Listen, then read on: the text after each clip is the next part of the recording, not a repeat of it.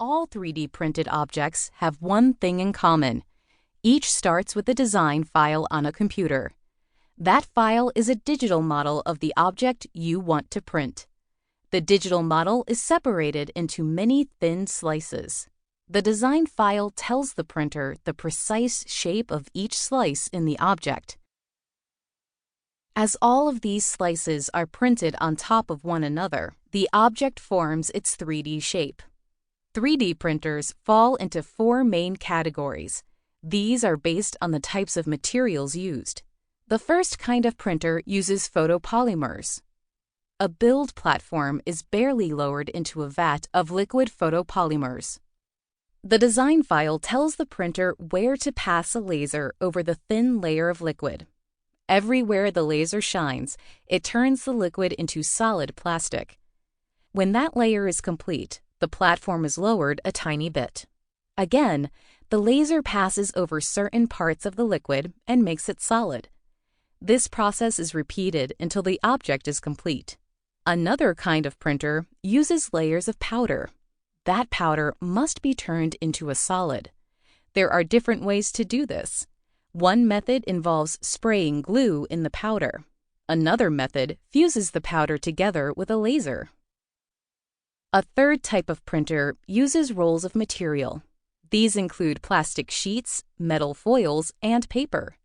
The material is rolled across the build platform.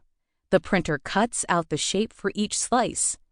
Each cutout slice is combined using heat and glue. The most popular type of everyday 3D printer uses plastic filament. The filament is melted and comes out of a nozzle similar to toothpaste from a tube. Each slice cools quickly, and the next slice is added. How it works. Close-up of a 3D printer. 1. The printer receives a computer design file. 2. Plastic thread unwinds from a spool.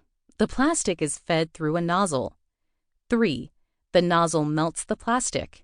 That plastic is released onto the build platform. The computer file tells the nozzle where to move. 4.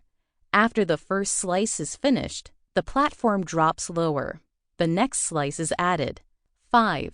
The printer continues adding slices until the object is complete. Note: as with all 3D printers, the object being printed cannot be bigger than the printer. Cutting-edge technology, all about 3D printing. By Tracy Abell. Chapter 1. What is 3D printing? Step into the scanner booth. Now, strike a pose. Whatever you do, hold still. You see a bright flash. Your picture is taken by 54 cameras at once. Special software turns those images into a digital model. Next, the software separates that model into a stack of thin slices. Then a 3D printer puts down a layer of powder in the shape of the first slice. The printer repeats this process for each slice in the model. The slices are fused together. Finally, a technician reaches into the powder. She pulls out a plastic toy. Congratulations! You are now an action figure. 3D is short for three-dimensional. An object is 3D if it has length, width, and height. A 3D printer creates three-dimensional objects. These printers can make toys, clothes, or even jet engine parts. 3D printers form these objects by adding one layer of material at a time. That's why 3D printing is sometimes known as additive manufacturing. Some people also call it direct digital manufacturing. There are a variety of 3D printer sizes. There are also different printer materials and printing processes to choose from. It all depends on what a person wants to create.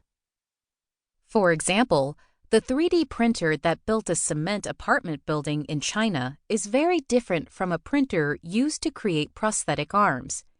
3D printing began in the early 1980s. A researcher wanted to print an object using liquid plastic that would harden in layers. Several years later, his idea became a reality. A 3D object was created by digital data